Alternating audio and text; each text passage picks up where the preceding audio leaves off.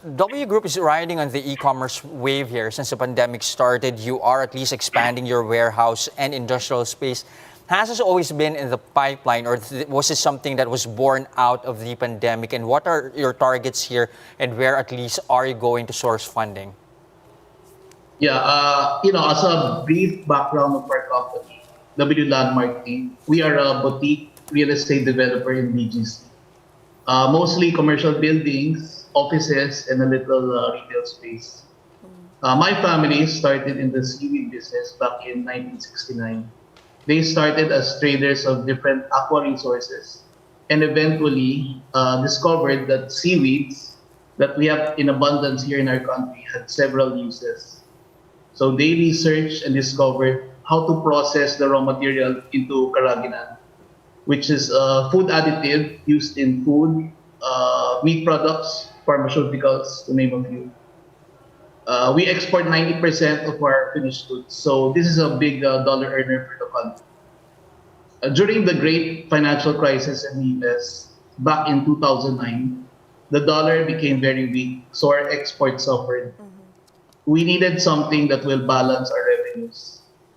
At that time, we noticed that the BPO industry was still growing here.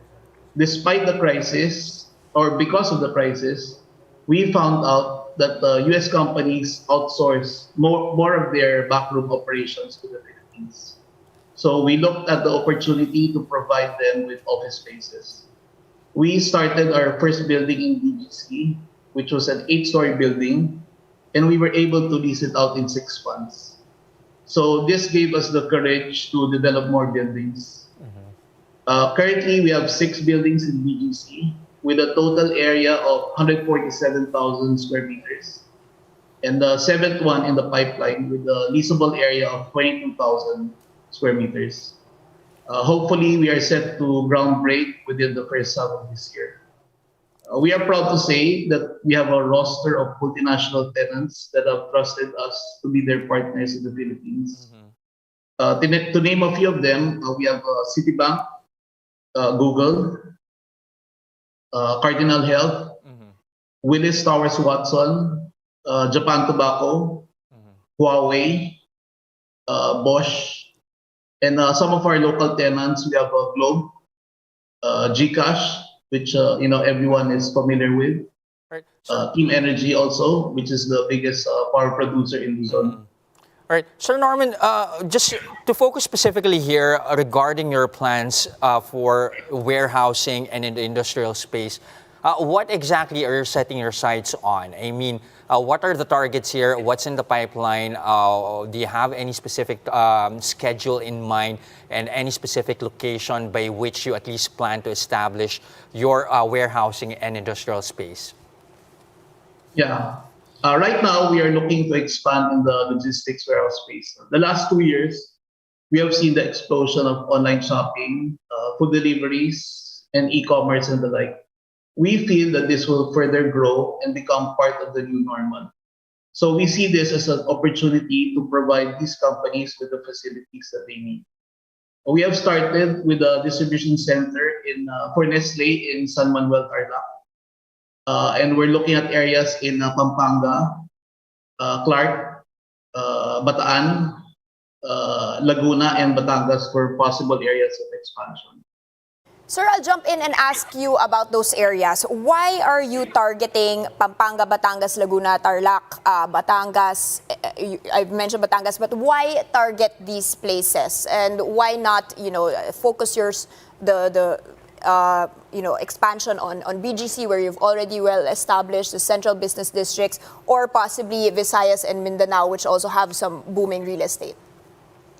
Yeah, but BGC, we're still, as I mentioned before, we're still keen on BGC. We're building one more, hopefully within the first half of the year. But these are commercial developments. What we are looking at in the other cities are for the logistics and the warehouse space. Okay, sir, let's talk about commercial real estate and this whole issue on hybrid workspaces. We've seen tenancy rates dropping during pandemic. To what extent are you looking at that going back to pre-pandemic levels? Do you have a timeline for that? And are you still betting on people going back to the offices in the central business districts and going back to those rental rates and the property prices that we had seen pre-pandemic? Yeah, fortunately in BGC we have a high tenancy rate, occupancy rate.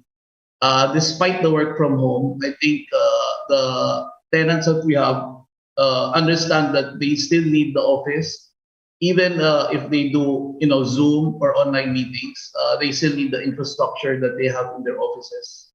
In fact, because of the social distancing, I see that they will need more office spaces because of this.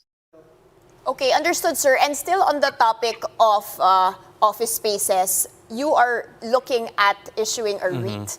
Exciting times for that. Why go into that, especially since you have a lot of big players in the market ahead of you? Is there still liquidity there, to be mapping out? Are you not going to be taking that liquidity from elsewhere? And also, how much do you intend to raise, and to what will you be using those funds for when you do reinvest?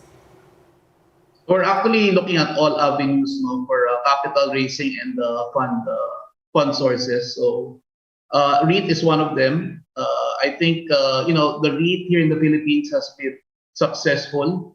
So we see that as a avenue also for capital and fund sources.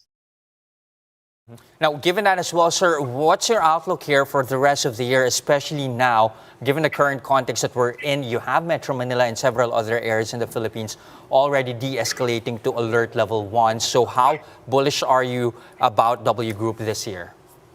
We're actually very optimistic. No? With this alert level 1, we feel that people will, in fact, we've heard from our tenants that they're encouraging their employees to go back to the office.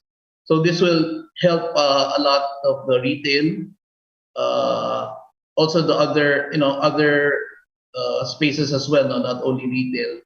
Schools are opening up, so people will hopefully, still with the social distancing. No?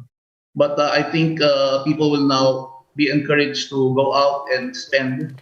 So I think the malls will also benefit from this.